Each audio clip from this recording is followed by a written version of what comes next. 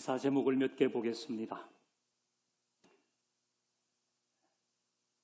100만 명이 넘어섰다는 무당과 역술인 10년 새 배로 늘었다. 다음 기사도 보여주십시오. 점집 찾는 1030 세대 급성장하는 점술 시장. 다음도 보여주세요. 한국 운세 시장이 영화 시장보다 크다. 마지막 보여주십시오. 전국 200만 무당들 여의도서 시위, 정치권 우리를 무속이라며 아랫것 취급, 이제 이런 기사들이 제목으로 이 기사가 났습니다. 이 내용들은 무속인과 함께 점술 시장이 급성장하고 있다는 내용입니다.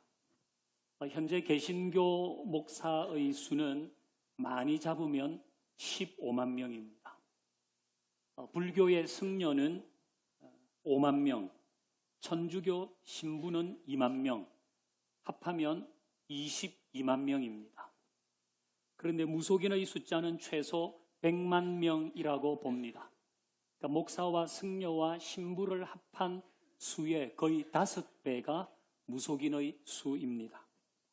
또 운세 시장의 규모도 10년 전 4조 원이었는데 지금은 10조 원에 이른다고 합니다. 왜 이렇게 무속 시장이 커지고 있을까요? 이런 유의 점술은 근대화 이전의 산물이고 지금은 AI, 로봇, 빅데이터 이런 시대인데 왜 운세 시장은 커지고 있는 것일까? 사람들에게 미래에 대한 두려움이 커지고 있기 때문입니다. 앞날이 불확실하다는 겁니다. 그래서 자기 앞에 놓인 불확실성을 무속에 기대어서라도 좀 해소하고 싶습니다. 이 불확실성에 대한 두려움은 동서고금을 막론하고 있었습니다. 이제 오늘 읽었던 본문은 역시 앞날의 불확실성에 대해 두려움을 가진 사람들이 배경이 됩니다. 그들은 새로운 주거지인 가나안 땅 바로 앞까지 왔거든요. 하지만 새로운 주거지에 대한 정보가 거의 없습니다. 그 집에는 물이 나오는지, 난방은 되는지, 도둑은 자주 들어오지 않는지 아무 정보가 없습니다. 물론 40년 전에 12명의 정탐꾼이 다녀왔지만 서로의 말이 달랐습니다. 그 중에 10명은 그곳은 매우 잔인한 민족이 살고 있다. 그들은 거인족이다. 그래서 우리를 메뚜기처럼 잡아 죽일 것이다. 그렇게 얘기했습니다. 반면에 두 사람은 그곳은 젖과 꿀이 흐른다고 할 정도로 사람이 살기에 최고야. 이 상반된 보고 중에 이스라엘 백성은 부정적인 보고를 따랐죠. 그래서 그 당시 20세 이상 모든 사람이 40년 광야 생활을 하는 중에 다 세상을 떠났습니다. 그리고 40년이 지나서 그 세상을 떠난 그 다음 세대의 자손들이 지금 가나안 앞에 다시 도착한 것입니다. 과연 가나안 땅은 어떤 모습을 하고 있을까? 40년 전과 같을까? 여전히 혼란스럽습니다. 상반되었던 두 이야기는 여전히 그들을 불안하게 합니다. 바로 이때 그들의 지도자가 말하는 내용, 모세가 말하는 내용이 오늘 본문입니다. 우리 30절을 먼저 읽겠습니다. 30절 시작. 너희보다 먼저 가시는 너희의 하나님 여호와께서 애굽에서 너희를 위하여 너희 목전에서 모든 일을 행하신 것 같이 이제도 너희를 위하여 싸우실 것이며. 아멘. 자, 모세는 너희보다 먼저 가시는 너희의 하나님 여호와, 이렇게 하나님을 소개합니다. 하나님은 항상 너희보다 먼저 가신 분이시다. 그럼 하나님은 먼저 가셔서 무엇을 하신 걸까요?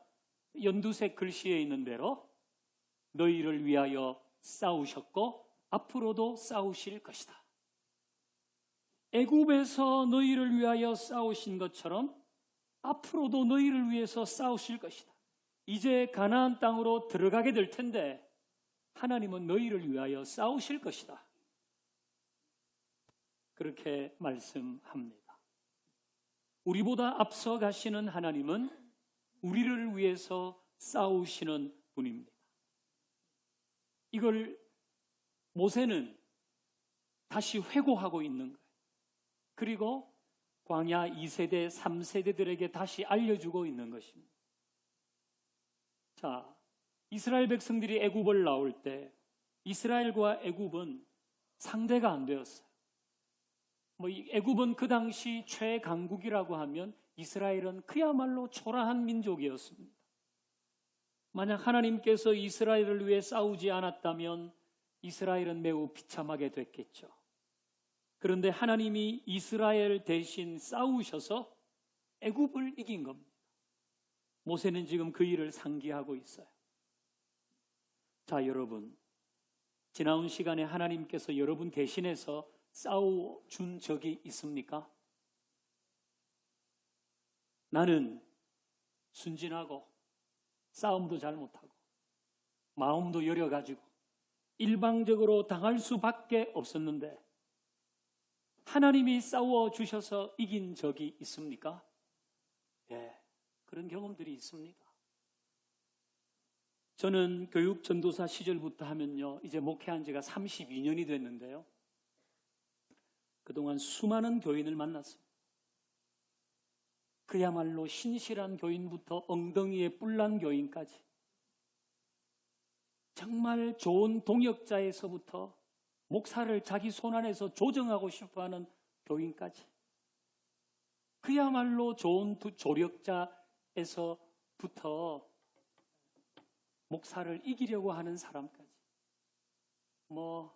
다양한 컬러의 신앙 색깔을 가진 사람, 다양한 배경의 사람들을 만나봤습니다.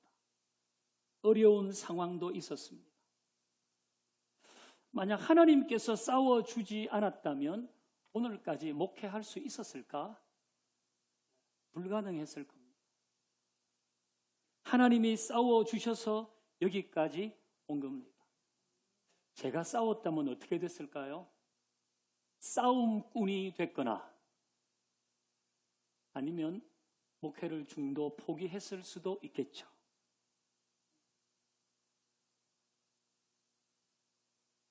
그럼에도 불구하고 하나님이 이만큼 올 수 있도록 싸워주셔서 오늘에 이르는 줄 알고 있습니다. 여러분도 그렇게 생각하시는군요. 여러분은 싸움을 좀 잘하는 편입니까? 나는 지지 않는다.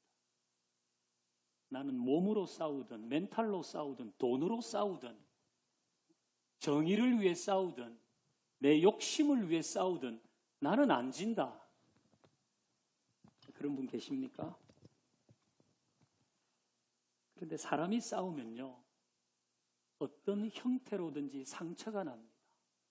내가 이기든 그가 이기든 나에게도 그에게도 상처가 남습니다. 그러나 하나님이 대신 싸워주시면 그런 게 없습니다. 하나님께서 싸워주시면 깔끔합니다. 여러분이 감당할 수 없는 싸움이 있지요? 이게 선한 싸움이지만은 내가 감당할 수 없는 게 있습니다. 하나님께 맡겨보십시다. 새로운 해, 내 자식과 여전히 싸워야 될 부모도 있습니다. 내 배우자와 거래처에서, 직장과 사람들 속에서 여전히 싸워야 될 사람들이 있습니다. 물론 이 싸움의 전제는 그를 죽이려고 하는 싸움이 아니라 선의의 싸움이라고 하십시다. 이건 반드시 이겨야 되는데 나에게 그렇게 할 힘이 없는 거예요. 그럴 때는 우리 주님의 약속을 붙잡고 주님께 맡기며 한번 싸워볼 수 있기를 바랍니다. 그럼 기도는 어떻게 하는 게 제일 좋아요? 하나님의 약속을 붙잡고 기도하는 게 제일 좋아요. 하나님이 그렇게 해주시겠다고 하셨으면 그걸 잡고 기도하는 거예요. 하나님이 앞서가시며 싸워주신다고 하셨습니다. 이 싸움 하나님이 같이 해주십시오. 이 싸움 하나님이 도와주십시오. 그게 제일 좋은 기도입니다. 새해 벽두에 하나님께서 우리 모두에게 말씀하십니다. 나는 그때처럼 앞으로도 너희를 위해서 싸울 것이다. 하나님의 말씀으로 들으십시다. 하나님께서 앞서가시면서 하시는 또 하나의 일이 있습니다. 33절을 읽습니다. 시작. 그는 너희보다 먼저 그 길을 가시며 장막 칠 곳을 찾으시고 밤에는 불로 낮에는 구름으로 너희가 갈 길을 지시하신 자이시니라. 아멘. 자, 우리보다 앞서 가시는 하나님은 우리가 어디로 가야 할지 가르쳐 주신다는 겁니다. 우리가 어디로 가야 할지 가르쳐 주신다. 우리는 다 내비게이션의 도움을 받고 있습니다. 또 운전을 하지 않더라도 걸어갈 때도 스마트폰으로 길 안내를 받을 수 있습니다. 이때 꼭 필요한 것은 GPS와 연결이 돼야 됩니다. 그리고 GPS는 어떤 때 정말 유용한가? 고정된 지형 지물이 있어야 되는 겁니다. 상동력은 항상 거기에 있어야 되는 거예요. 그리고 그 옆에 세이브존도 늘 있어야 되고, 그래서 상동역 7번 출구로 나와서 세이브존 앞에서 직진해서 5분 오면 평화교회다. 이게 가능한 겁니다. 그런데 사막에서는 내비게이션이 무용지물이라고 합니다. 왜? GPS 수신이 안 돼서 그럴까요? 뭐 그럴 수도 있는데 GPS나 통신 기지국이 필요 없는 종이 지도도 사막에서는 필요가 없다고 합니다. 이유는 사막의 지형이 매우 변화무쌍하게 바뀌기 때문입니다. 그러니까 막 모래바람이 한번 확 불어오면 밤새 평지였는데 모래산이 생기는 거예요. 그리고 또 다음에 모래바람이 확 불어오면 분명히 모래산이었는데 평지가 되어버리는 거예요. 어제는 분명히 저쪽 모래 언덕이 있었는데 그 다음 주에 가보니까 사라졌어요. 예측할 수 없는 지형의 변화가 사막에 있습니다. 그래서 지도도 별 소용이 없어요. 등산할 때는 지도가 유용합니다. 산봉우리는 늘 거기 있잖아요. 히말라야는 늘 거기에 있어요. 저기가 꼭대기네. 아, 그러면 저걸 보고 우리는 이쪽으로 가면 되겠구나. 이런 계산이 가능합니다. 그런데 사막은 완전히 딴판이라 그럽니다. 지도에 언덕으로 표시되어 있어도 어떤 때는 언덕이 없어요. 모래바람에 없어진 것입니다. 내비게이션도 지도도 소용이 없는 곳이죠. 자, 사막에서 길을 찾기 위해서는 뭐가 있어야 하나? 나침반이 있어야 한답니다. 1년 전에 그 길을 갔던 사람의 안내를 들어봐도 소용이 없어요. 있던 게 없어져 버리고 없던 게 있어지니까. 그러나 나침반은 항상 그곳을 가리키니까 나침반이 유용하다고 합니다. 우리가 사는 세상은, 우리의 인생은 사막만큼 변화무쌍합니다. 지형도가 계속 바뀝니다. 수익의 지형도가 바뀌고, 사업의 지형도가 바뀌고, 유행의 지형도가 바뀝니다. 분명히 유망 업종이었는데 어느새 사양 산업이 되어버렸습니다. 그때 잘 되었다고 그것 따라가다가 큰일 날 수도 있습니다. 근데 그때 그게 안 되었다고 포기하면 기회를 놓쳐버릴 수도 있습니다. 여러분도 코리아 트렌드 해마다 나오는 책 읽으시죠? 저는 놀라울 따름입니다. 어떻게 해마다 10가지 트렌드가 나와요? 해마다. 아니, 어떻게 해마다 10가지 트렌드가 나올 수 있습니까? 그건 그만큼 우리가 사는 세상이 변화무쌍하다는 겁니다. 불과 1년 전의 트렌드, 이제는 구식이에요. 새로운 트렌드 10개가 매해 나오잖아요. 그만큼 변화무쌍한 시대를 우리는 살고 있습니다. 그래서 나침반이 필요합니다. 어떤 게 좋을까요? 비싼 게 좋을까요? US 밀리터리 이게 좋을까요? 저는 성경이 단연 최고의 나침반이라고 생각합니다. 어떤 사람들은 성경은 신앙생활 하는 데는 지침이 되는데 일상생활, 직장생활, 재테크 그리고 이 치열한 세상 속에서 사는 데는 별 지침이 안 된다고 생각합니다. 그래서 하나님의 말씀은 교회 안에서만 효력이 있음 땅 판결을 내버렸습니다. 하나님의 말씀은 교회 안에서만 효력이 있음 그리고 의사봉을 3번 쳐버렸습니다. 물론 하나님의 말씀에 이번에 이사는 어디로 가라? 애 학교는 어디로 보내라? 주식 중에 이건 팔고 저건 사라? 어디에 얼마를 투자해라? 이런 내용은 나오지 않습니다. 하지만 하나님은 우리에게 어디에 얼마를 투자하라고 하지는 않지만 더 중요한 모든 곳에서 욕심을 버리라고는 늘 말씀하십니다. 여러분, 그게 더 중요하지 않습니까? 그게 더 바른 지침 아닐까요? 돈과 관련된 것은 욕심이 일을 그르쳐요. 그래서 하나님은 먼저 욕심을 내려놓으라고 하십니다. 분명한 가르침입니다. 그리고 그 욕심을 버려야 하나님이 지시하시는 길을 보게 될 겁니다. 사람이 조급해질 때가 있습니다. 그럴 때는 사람에게 혹합니다. 누가 나타나서 그럴듯하게 얘기하고 몇 가지 예를 들고 데이터를 내놓으면 와, 이게 살 길이구나. 뭐 그럴 수 있죠. 그런데 여러분, 우리가 신앙인이라면 생각해 봐야 됩니다. 지금 나는 그걸 하나님보다 더 믿고 있는 거 아닌가? 진짜 하나님보다 이걸 더 의지하고 있는 것 같다. 그러면 도울 힘이 없는 인생을 의지하지 마라. 이 하나님의 말씀의 지시를 받아야 됩니다. 도울 힘이 없는 인생을 의지하지 마라. 우리가 사람의 도움을 받으면서 살아가잖아요. 그건 저도 마찬가지고 여러분도 마찬가지인데 어떤 순간에 내가 정말 답답하고 급할 때에 누가 나타나서 뭐라 그래? 야, 이게 하나님이구나. 이게 무슨 방법을 알려주셨는데 이게 하나님이구나. 그때는 도울 힘이 없는 인생을 의지하면 안 되는 거예요.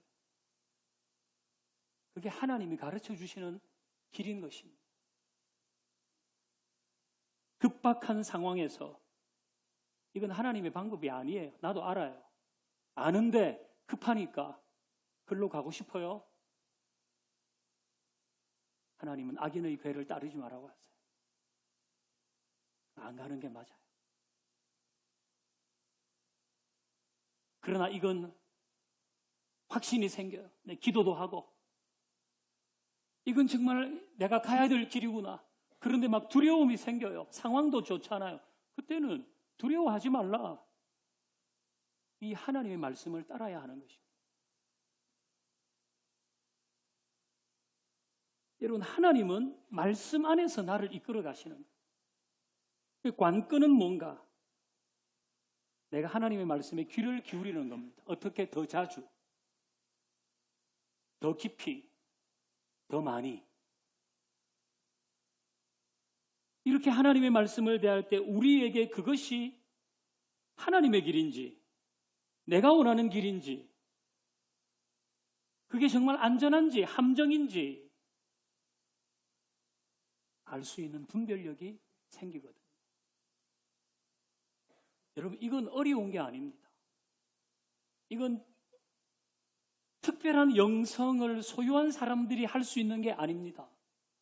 한글을 읽고 듣고 이해할 수 있다면 누구나 하나님이 지시하시는 길을 말씀 가운데 볼 수 있습니다. 누구나. 어떻게? 더 자주, 더 깊이, 더 많이 하나님의 말씀을 접할 때 하나님이 지시하시는 길이 뭔지 알게 되는 겁니다. 하나님은 우리를 이렇게 그 섭리 가운데 이끌어 가십니다. 그 길 가운데 어떤 때는 내 잘못으로 내가 어려움을 겪고 다른 사람이 태클을 걸어서 어려움을 겪기도 하고, 그러나 하나님은 하나님의 섭리 가운데 우리를 이끌어 가시는데요, 이 길을 벗어나지 않으려면 하나님의 말씀을 더 자주, 더 깊이, 더 많이 접해야 합니다. 여러분, 영어 단어 100개를 아는 사람과 영어 단어 1000개를 알고 있는 사람 중에 누가 이 미국 사람의 얘기를 더 잘 듣겠습니까? 1000개를 알고 있는 사람이 훨씬 잘 듣습니다. 100개 가지고는 안 됩니다. 어떤 사람은 어떤 사람이, 이건 코미디에 나오는 소재는 뭡니까? 자기가 무슨 일을 할 때 딱 펴는 거예요. 성경 딱. 옛날에 숫자 해가지고 이거 뭐 3억 개 할 때 하는 것처럼 딱 오늘 주시는 말씀 이거. 이런 거는 하나님의 인도하심을 받는 방법이 아니거든요. 근데 왜 그렇게 할까요? 급하니까. 그래서 더 자주, 더 많이, 더 깊이 하나님의 말씀을 접해야 하고요. 그래야지 들린다고요. 그래야지 하나님이 지금 나를 어떻게 뭐라고 하시는지, 나에게 하나님이 뭐라고 감동하시는지, 내 기도 가운데 하나님은 어떻게 일하시는지, 하나님은 지금 내가 어떻게 기도하도록 하시는지,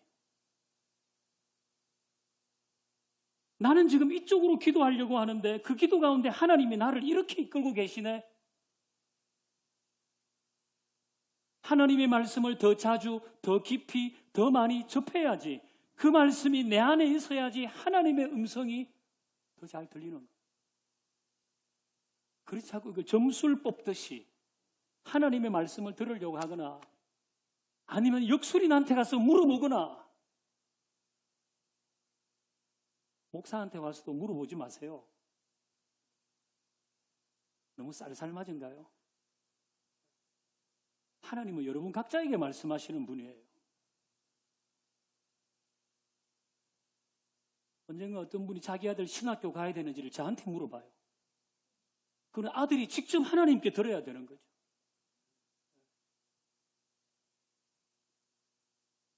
여러분, 지난주에 우리 특별 새벽 기도하면서 함께 나눈 얘기 중에 호랑이 담배 피던 시절의 이야기라는 게 있었습니다. 많은 경우에 우리는 하나님의 말씀을 호랑이 담배 피던 시절 이야기 정도로 듣기도 합니다. 호랑이 담배 피던 시절 이야기. 하나님께서 우리의 갈 길을 지시하신다. 하나님이 우리를 위해서 싸우신다. 이걸 호랑이 담배 피던 시절 이야기로 듣는 겁니다. 하나님은 오늘 생생하게 우리에게 말씀하시는 분인 줄 압니다. 새해는 여러분 모두가 앞서가시는 하나님, 그래서 갈 길을 지시하시는 하나님의 음성을 분별할 수 있기를 바랍니다. 마지막으로 32절을 읽겠습니다. 32절 다 같이요. 시작. 이 일에 너희가 너희의 하나님 여호와를 믿지 아니하였도다. 아멘. 이걸 믿지 않은 사람들이 그때에도 있었어요. 그때에도 하나님의 말씀을 호랑이 담배 피던 시절 이야기로 들은 사람들이 있었어요. 하나님이 너희를 위해 싸우실 것이다.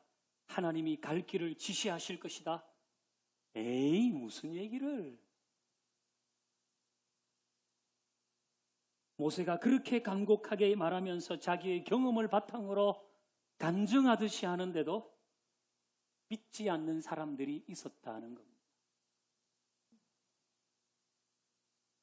그러면서 그야말로 호랑이 담배 피던 시절 이야기로 들어야 될 걸 너무 실제적으로 받아들이는 경우도 있습니다. 올해는 갑진년입니다. 용띠 아닙니까? 용띠. 제가 용띠거든요. 64년 용띠입니다. 여러분 중에 용띠 계세요? 손 들어보세요. 용띠. 네, 계시네요. 여러분에게 용띠의 금년 운세를 알려드리겠습니다. 재물은 외형적으로는 잘 나갈 수 있으나 자존심을 세우는 과도한 지출은 금하라. 잘 들으셨죠? 연애운, 내가 너무 잘났기에 상대방을 인정하지 않아 말썽이 발생할 수 있다. 건강운, 발이 차고 머리에 열이 있을 때가 많으며 특히 가슴이 꽉 막힌 듯한 느낌이 없는지 주의하라. 용띠의 금년 운세입니다. 이런 거는 지나가는 바람 소리 정도로 들으면 됩니다. 혹 내가 읽었는데 좋은 얘기면 기분 좋게 그냥 가지고 계시고, 별로 안 좋은 얘기면 그것도 그냥 바람처럼 흘려버려야 돼요. 큰일 났네. 심장이 안 좋은 해라네. 이런 건 그냥 호랑이 담배 피던 시절 이야기로 들으면 돼요. 근데 하나님의 말씀은 그렇게 들으면 안 돼요. 이런 예를 한번 들어봅시다. 여러분이 누굴 만났어요? 아우라가 장난이 아니에요. 금방이라도 그 기세에 그냥 막 눌릴 정도로 아우라가 보통이 아니에요. 근데 그 사람이 또 무슨 기독교 무슨 뭐 이렇게 뭐라네, 뭐 선교사 뭐 이런 얘기를 해요. 그러면서 하는 얘기가, 어른 중에, 당신 집안 어른 중에 한 명이 금년에 당신 앞서가며 싸워줄 거라고. 그 집안 어른 중에 한 명이 금년에 당신의 갈 길을 지시해 줄 거라고. 그러면 그 집안 어른이 궁금해서 죽을 사람이 여기에 반이에요. 우리 삼촌인가? 우리 이모인가? 오촌 당숙인가? 엄청 찾고 싶을 겁니다.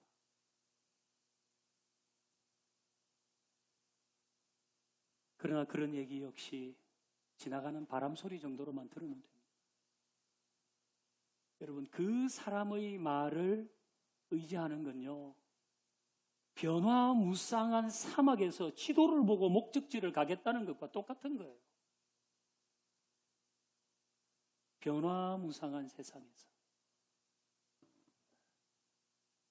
사랑하는 여러분, 여러분은 이 일에 너희가 너희의 하나님 여호와를 믿지 아니하였도다. 이런 가슴 아픈 이야기의 주인공이 되지 않기를 바랍니다.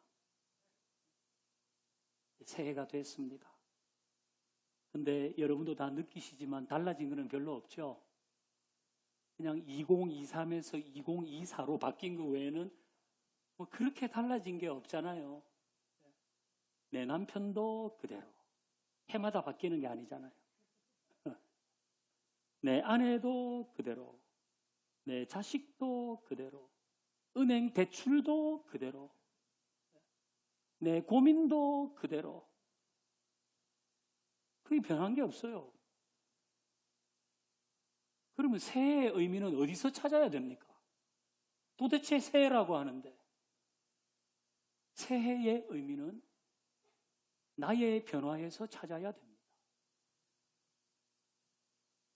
내가 변해야 새해인 거예요. 새해의 의미는 나의 변화에서 찾아야 돼요. 왜? 내 주변에 있는 대부분의 것은 다 그대로거든요. 새해가 되었다고 다 새로워지는 게 아니고 내가 변해야 새해가 되는데, 어떤 부분에서 변하시겠어요? 저는 하나님의 인도에 대한 여러분의 믿음의 변화가 있기를 바랍니다. 하나님의 인도에 대한 나의 믿음.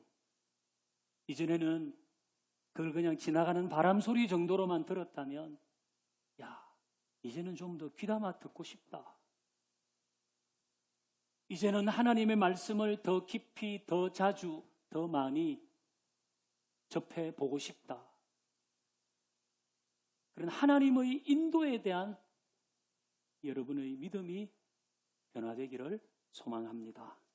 그래서 금년 한 해도 우리의 인생 여정마다 하나님 대신 싸워주세요. 그럴 때에 그 싸우시는 하나님을 내가 보고 하나님 알려주세요. 그럴 때에 하나님이 보여주시는 길을 분별할 수 있는 은혜가 여러분 모두에게 가득하기를 주의 이름으로 축원합니다. 네, 우리 찬양하십시다.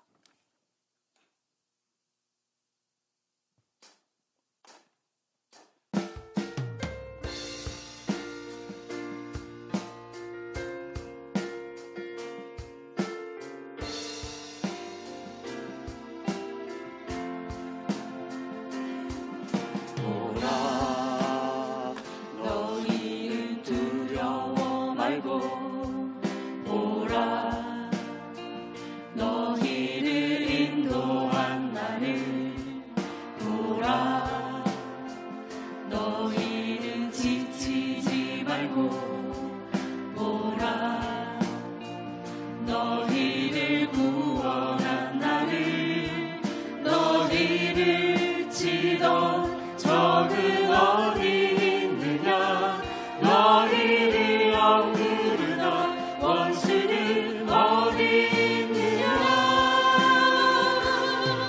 보라 하나님 구원을 보라 하나님 능력을 너희를 위해서 싸우시는 주의 손을 보라 할렐루야. 보라 하나님 구원을 보라 하나님 능력을 너희를 위해서 싸우시는 주의 손을 보라 보라 너희는 두려워 말고 너희는 두려워 말고 보라 너희를 인도한 나 너희를 인도한 나를 보라 보라 지치지 말고 너희는 지치지 말고 보라 너희를 구원한 나 너희를 구원한 나를 너희를 치던 적은 어디 있느냐 너희를 억누르던 원수는 어디 있느냐 우리 다 보기를 소망하십시다. 하나님의 구원 하나님 구원을 하나님의 능력 하나님 능력을 나를 위해 싸우시는 주의 손 싸우시는 보기를 원합니다. 주의 손을 보라 보라 하나님 구원을 보라 하나님 능력을 너희를 위해서 싸우시는 주의 우리 두 손 높이 들어서 보기를 원합니다. 하나님 구원을 하나님의 인도를 믿는 우리의 믿음의 변화를 하나님 능력을 너희를 위해서 싸우시는 주의 손을 보라 할렐루야. 보라 하나님 구원 하나님 우리가 다 보게 되기를 원합니다. 하나님 능력을 너희를 위해서 싸우시는 주의 손을 보라 우리와 함께 하실 하나님께 영광의 박수를 드립니다. 할렐루야.